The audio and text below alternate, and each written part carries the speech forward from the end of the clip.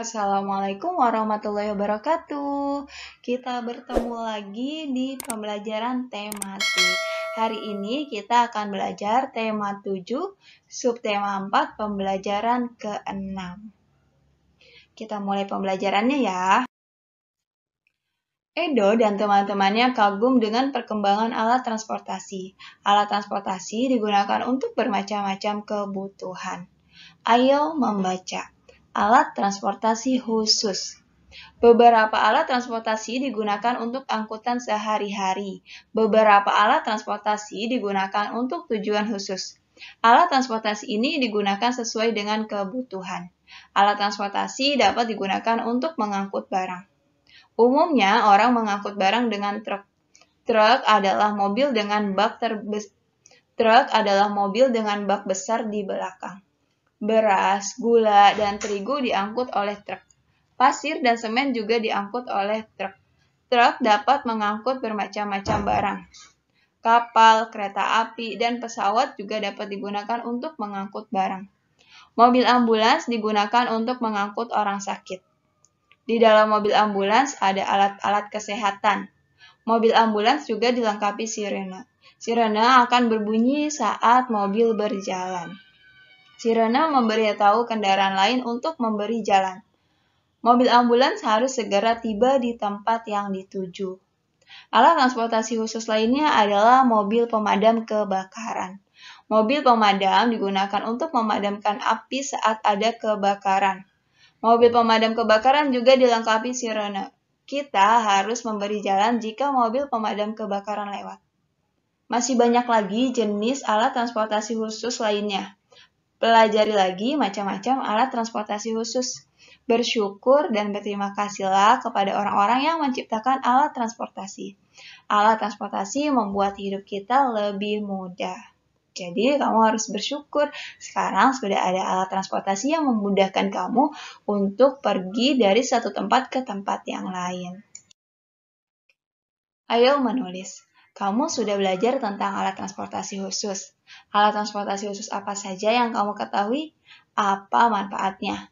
Tuliskan dengan kalimatmu sendiri. Salah satu contohnya seperti ini ya.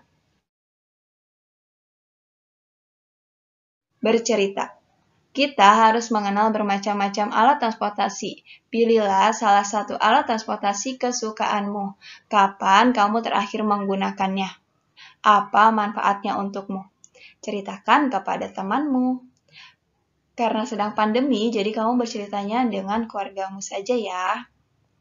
Salah satu contohnya seperti ini. Ayo berdiskusi. Ayah Siti sedang mengendarai mobil di jalan raya. Tiba-tiba terdengar sirene ambulans. Siti mengingatkan ayah. Ayah menepi dan memberi jalan untuk ambulans. Ayah menghormati dan menghargai orang yang sakit. Orang yang sakit harus segera ditolong. Pernahkah kamu melihat ambulans yang membunyikan sirene di jalan raya? Apakah semua mobil menepi seperti mobil Ayah Siti? Apa yang seharusnya dilakukan oleh mobil-mobil itu? Diskusikan pengalamanmu dengan temanmu. Tulislah kesimpulan diskusimu pada tempat tersedia. Satu contoh hasil diskusinya seperti ini. Ambulans merupakan kendaraan khusus yang digunakan untuk membawa orang sakit. Orang sakit harus segera ditolong. Sebagai pengguna jalan harus menghormati orang yang sedang sakit dengan memberi jalan ambulans. Ayo mencoba. Ambulans dan mobil pemadam kebakaran adalah alat transportasi khusus. Apa yang harus dan tidak boleh dilakukan oleh pengendara mobil lain ketika mobil itu membunyikan sirene? Nah, ambulans dan mobil pemadam kebakaran berbunyi sirene. Nah, sini ada kotak yang harus dilakukan mobil lain dan kotak yang tidak boleh dilakukan mobil lain. Kira-kira apa yang harus dilakukan mobil lain? Betul sekali. Segera menepi jalan. Jika ada mobil ambulans atau pemadam kebakaran, segera menepi jalan, segera memberi jalan atau menepi. Jika ambulans telah lewat, kembali pada barisan semula. Kalau yang tidak boleh dilakukan mobil lain, tetap berada di jalur lalu lintas, dan tidak mau memberi jalan untuk ambulans. Ayo berlatih. Di dalam mobil ambulans ada tempat tidur untuk orang sakit jika panjang mobil ambulans 250 cm dan lebarnya 150 cm. Berapa ukuran tempat tidur yang bisa masuk ke ambulans? Buatlah dua kemungkinan ukuran tempat tidur. Ukuran ambulansnya ya, panjangnya 250 cm dan lebarnya 150 cm. Keliling ruangan ambulans adalah 800 cm. Ukuran tempat tidur yang bisa masuk, jadi kita membuat kemungkinan yang hasil kelilingnya itu di bawah 800 cm. Yang pertama, kita bisa buat kemungkinannya panjangnya itu 240 cm, lebarnya 120 cm. Maka hasilnya 720 cm. Kemungkinan yang kedua kita buat panjangnya 220 cm dan lebarnya 130 cm.